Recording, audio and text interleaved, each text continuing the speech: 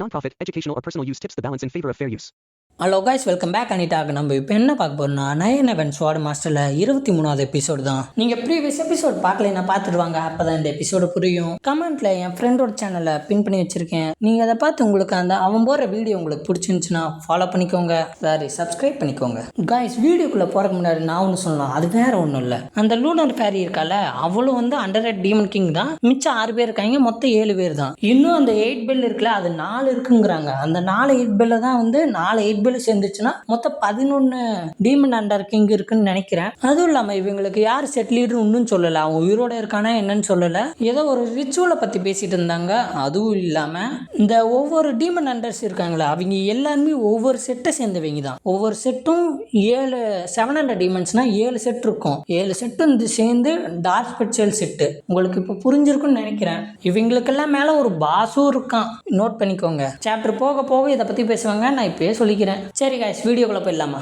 Chapter ஸ்டார்டிங்ல கடைசி சாப்டர்ல என்ன நடந்துச்சோ அங்கிருந்து தொடங்குறாங்க. நம்ம தாடி வச்ச கேடு பையனும் மிட்ஃபூஃபாங்க பத்தி தப்பா சொல்லிட்டு இருப்பால, அதுக்கு நம்ம ஐடோட் லீடரும், நீ என்ன உங்க ரெட் சாண்ட் ஐடோட் ரொம்ப வீக்குன்னு சொல்றியா, இல்ல அந்த மிட்ஃபூஃபாங்க ஐடோட் ரொம்ப ஸ்ட்ராங்னு சொல்றியா என்ன? இதெல்லாம் இவங்க பேசிட்டு இருக்கும் போது சைட்ல ஒருத்த கோவப்பட்டு இருக்கான். அந்த மிட்ஃபூஃபாங்க ஐடோட்ட பேரை கேட்ட உடனே, அது வேற யாரும் இல்ல, நம்ம குண்டு தக்காளி தான். இது கண்டிப்பா அந்த பொடியினாதான் இருக்கும். பொடியும் செஞ்ச வேலை தான். அவனுக்கு என் கையில மறுபடியும் கிடைக்கும், நறுக்கி எரிஞ்சிடுற அப்படின்னு சொல்லி அவனுக்கு கோபப்பட்டு இருக்கும் போது இதை பார்த்து ஐடோட் லீடரும் அந்த ரெட் சாண்ட் கிட்ட பார்த்து, நீ இப்ப கிளம்பு, இதை பத்தி நம்ம அப்புறம் பேசுவோம் அப்படின்னு ஐடோட் லீடர் சொல்ற கேட்ட அந்த ரெட் சாண்ட் காரணம் அப்படியே எந்திரிச்சு போறான். போகும்போதே யோசிக்கிறான், என்ன திடீர்னு ஒரு இதாதானே பேசியிருந்தாரு, இப்படின்னு திடீர்னு ஸ்டாப் பண்ணிட்டாரு, என்ன ஆச்சு அப்படின்னு சொல்லி அவனும் புலம்பிட்டு போயிட்டு இருக்கான். அப்படியே நம்ம குண்டனை பார்த்த நம்ம ஐடோட் லீடரும், ஓ அந்த மிட்ஃபூஃபாங் தானே, அது நீ தானே பார்க்க போயிருந்த, நான் கேள்விப்பட்ட ஏதோ ஒரு சின்ன பிராட்டுக்கிட்ட நீ தோத்துட்டேன்னு, அது உண்மையா என்ன? இதை கேட்ட குண்டனம், ஆமா அந்த சின்ன பைய ஒரு 20 வயசு கூட இருக்க மாட்டா, 15 இருக்குன்னு நினைக்கிறேன், அவங்ககிட்ட நான் தோத்துட்டேன் தான். இதை கேட்ட ஐடோட் லீடர் கோவப்பட்டு, என்ன சொல்ற, ஒரு மெச்சூரிட்டியை வளராத ஒரு புடியங்கிட்ட என்னோட ஸ்டூடெண்ட் தோத்துருக்கான்னு சொல்றியா என்ன? நீ என்ன ஃபைட் பண்ணும்போது குடிச்சிருந்தியா என்ன?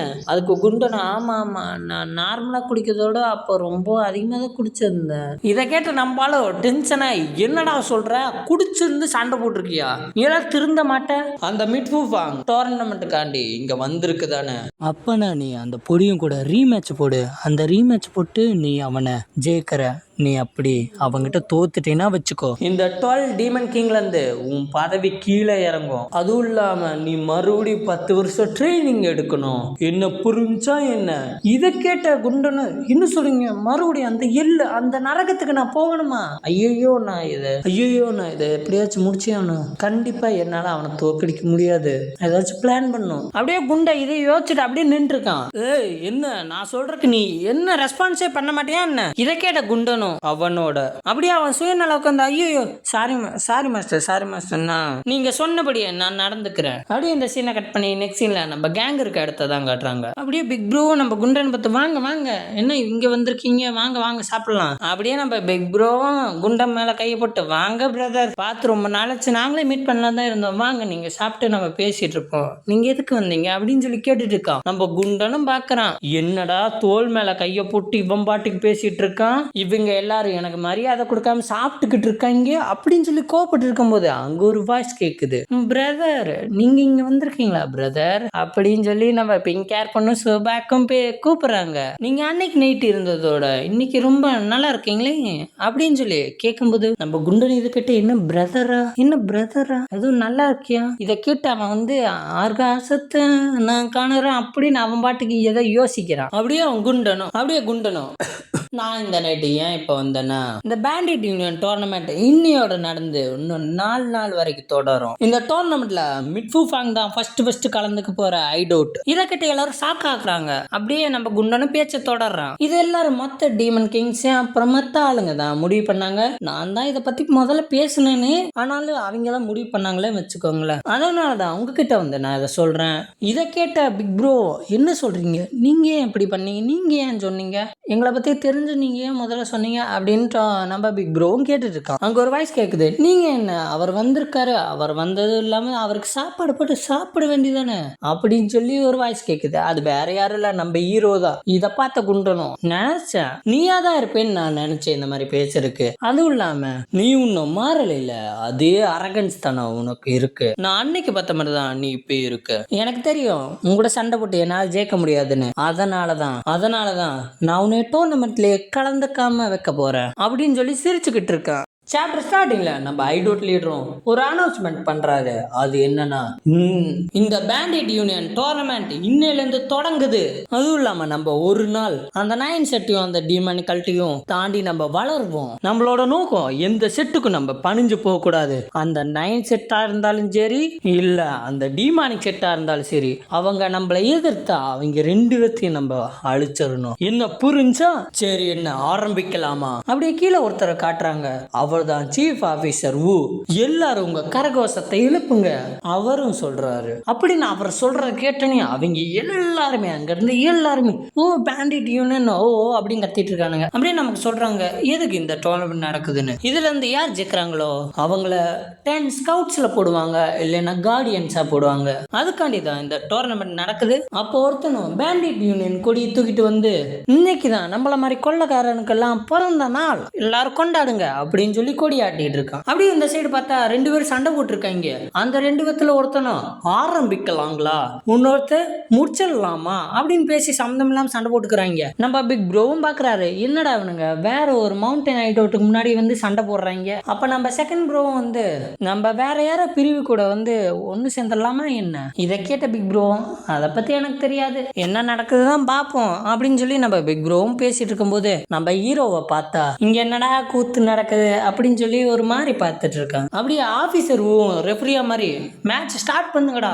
அதை கேட்ட ஒருத்தனும் அப்படியே ஜம்ப் பண்ணி ஃபிளைங்ல என்ட்ரி கொடுக்குறாப்ல. அப்படியே அவன் என்ட்ரி கொடுக்க பார்த்த எல்லாரும் ஊ நீங்க ஜெயிச்சிருவீங்க அப்படின்னு சொல்லி அங்க இருக்க எல்லாரும் கத்திட்டு இருக்காங்க. அப்படியே அவனும் பாக்குறான், என் கூட யாருடா மோத போறா அப்படின்னு சொல்லி அவனும் பார்த்துட்டு இருக்கான். அப்போ ஒருத்தனும் என்னடா ரொம்ப சீன் போட்டுட்டு இருக்க, உன்னை வந்து இப்ப முடிக்கிறேன் பாரு அப்படின்னு சொல்லி ஒருத்தனு வரான். அவனை பார்த்தா சொட்டையன், அதுவும் அவனை பார்க்க அந்த ரீசெண்டா இப்போ ஷாருக்கான் மீம் போயிட்டு இருக்குல்ல, இப்படி காவா இருக்கான் இவன். இந்த சொட்டையனை பார்த்தா அவனும் நீ தானா, உன்னை எப்படி கிரஷ் பண்றன்னு பாடுறா அப்படின்னு சொல்லி இலக்காரமா பார்த்துட்டு இருக்கான். அப்புறம் பார்த்தா அந்த சொட்டையனோட மூஞ்சியை வரைஞ்சு அந்த சொட்டையனோட மூஞ்சியை ஒரு கச்சிப்ல வரைஞ்சு நான் நீ தோத்துருவடா அப்படின்னு சொல்லி அங்க இருக்க ஆளுங்களும் பண்ணிட்டு இருக்காங்க. இதை பார்த்து அவனும் டென்ஷன் ஆகி உன்னை கொல்றேன்டா அப்படின்னு சொல்லி அவனும் அட்டாக் பண்ண வரான். அப்படியே கீழே இருக்கணும் டோஜி யூஸ் பண்ணால ஒரு வெப்பன், அதே மாதிரி தான் ஆனா டிஃப்ரெண்ட். அதை வச்சு அந்த சொட்டையனோட கழுத்தை பிடிச்சு நெருக்கிட்டான். அப்படியே சொட்டையனும் தோத்து போறான். அப்படியே நெக்ஸ்ட் மேட்சை காட்டுறாங்க. நெக்ஸ்ட் மேட்ச்ல ஒருத்தன் இந்த மார்ஷியல் ஆர்ட்ஸ் வேல, இந்த மார்ஷியல் ஆர்ட்ஸ் தான் ரொம்ப அழகானது, அந்த அழகை மேம்படுத்த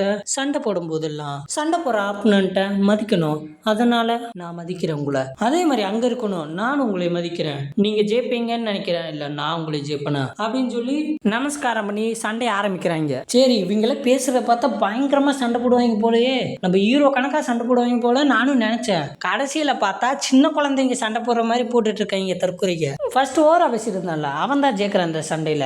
அதுவும் எப்படி ஜெயிக்கிறான்னா குருட்டாம்பட்டில அந்த ஆப்போசிட்ல இருந்த மூஞ்சிலே ஒரு பஞ்சு கொடுத்துறான். அதோட இந்த மேட்ச் முடியுது. அப்படியே மக்களோட ஆர்வமும் குறையுது. அதே மாதிரி மேல உள்ள அந்த டீமன் கிங்லயும் ஒருத்தனும் என்னடா சண்டை போட்டுக்கிறாங்க. இவர் தான் 12 டீமன் கிங்ல ஒருத்தரான கோஸ்ட் பிளேட். இவரும் நம்ம குண்டனை பார்த்து நீ என்ன இவ்வளவு குடிச்சுக்கிட்டு இருக்க, நீ ஆல்ரெடி நிறைய குடிச்சிட்டே இல்ல, அதுவும் இல்லாம மறக்காத உனக்கும் அந்த பையனுக்கும் ஒரு ரீமேட்ச் இருக்கே, அதே மாரி நீ இவ்வளோ குடிக்கிறேன்னா நீ ஏதோ சீக்ரெட் டெக்னிக் வச்சிருக்கியா என்ன? இதை கேட்ட குண்டனும் சீக்ரெட் டெக்னிக்கா? ஆமா அந்த சீக்ரெட் டெக்னிக்கை நான் நைட்டே யூஸ் பண்ணிட்டேன், அதுவும் அந்த சிம்பிள் மைண்டடான அந்த பொடியங்கிட்ட அந்த சீக்ரெட் டெக்னிக் ஒர்க் ஆகும்னு எனக்கு தெரியும். அப்படி என்னதான் ஆச்சுன்னு நமக்கும் காட்டுறாங்க. காய்ஸ் இவங்க ரொம்ப வளவலன்னு பேசியிருப்பாங்க, நான் சிம்பிளா முடிச்சிடுறேன். நம்ம ஹீரோ வந்து குண்டை கிட்ட கேட்பான், ஏன் இங்க வந்திருக்கீங்க, இதை சொல்லத்தானா, இதை சொல்ல நீங்களே ஏன் வந்தீங்க? இதுக்கு குண்டனும் ஆமாமா நான் இதை சொல்லதான் வந்தேன், அதுவும் இல்லாம நான் உனக்கு உனக்கு ஒரு முக்கியமான விஷயம் சொல்லணுமே, அது வேற ஒண்ணும் இல்ல. இந்த டோர்னமெண்ட்ல ஜெயிச்சா எந்த ஐடோட் ஜெயிக்குதோ அவங்க கார்டியனா மாறுவாங்க, இந்த பேண்டிட் யூனியன் கார்டியனா மாறுவாங்க. அப்படி நீங்க மாறிட்டீங்கன்னா 2 வருஷம் ஆகும். உங்களுக்கே தெரியும் நீங்க எவ்வளவு தூரம் கடந்து வந்திருப்பீங்கன்னு தெரியும், எவ்வளவு கஷ்டங்களை தாண்டி இங்க வந்திருப்பீங்கன்னு உங்களுக்கே தெரியும். அதே மாதிரிதான் இருக்கும் நீங்க கார்டியனா இருக்கும்போது. நீங்க யோசிச்சுதான் பாருங்களேன், நீங்க இங்க இருக்கும்போது அந்த மிட்ஃபூஃப் அங்க என்ன ஆயிருக்குன்னு நினைக்கிறீங்க? அங்க இருக்க உங்க ஃபேமிலி ஆளுங்கெல்லாம் அழிஞ்சு போயிருவாங்களா? இதை கேட்டுருவோம். ஆமா, நீ சொல்றதும் சரிதான், எனக்கு ஃபேமிலி தான் முக்கியம். இதை கேட்ட பின்னாடி உள்ள எல்லா ஆட்களும் என்ன ஒரு பாம்புத்தனமான ஆளு இவன், இந்த ரீசனுக்காண்டி தான் இவன் இங்க வந்திருக்கானா அப்படி சொல்லி எல்லாரும் இவனை முறைச்சு பார்த்துருக்காங்க. இதை பார்த்த குண்டனும் அதுக்காண்டி தான் நான் வந்தேன், நான் நினைச்சபடியே என் காரியம் முடிஞ்சு அப்படின்னு சொல்லி சிரிச்சுட்டே பார்த்துட்டு இருக்கான். அப்படியே அவங்களுக்குள்ள சலசல போகுது. அப்ப நம்ம ஹீரோவும் அவன் சொன்னது கரெக்ட் தான் அப்படின்னு சொல்லி பேசிட்டு இருக்கும்போது நம்ம பிக் ப்ரோவும் இந்த பேண்டிட் யூனியனுக்கு நிறைய கார்டியன்ஸ் ஆல்ரெடி இருக்காங்க,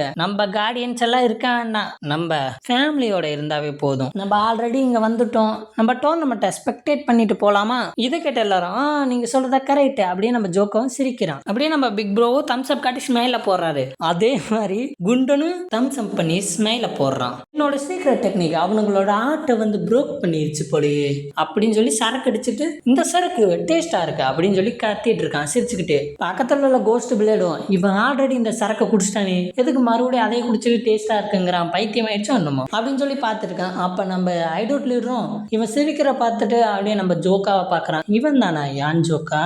அப்படியே அந்த சாப்டர் இதோட முடியுது கைஸ். அப்புறம் பார்ப்போம். சரி, போயிட்டு வரேன்.